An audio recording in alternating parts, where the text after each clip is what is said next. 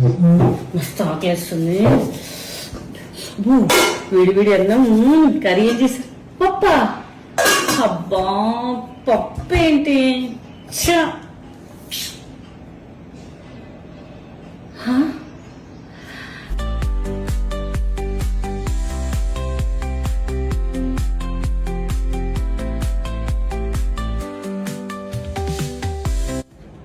వేడి వేడి అన్నంలో నెయ్యి వేసుకొని మన ఆవకాయ కలుపుకుందాం. ఊరగాయ ఒరిజినల్ అండి, చాలా బాగుంది. పికిల్స్ తింటుంటే నిజంగా కమ్మగా అనిపిస్తుంది, అమృతం లాగా అనిపిస్తుంది నాకైతే.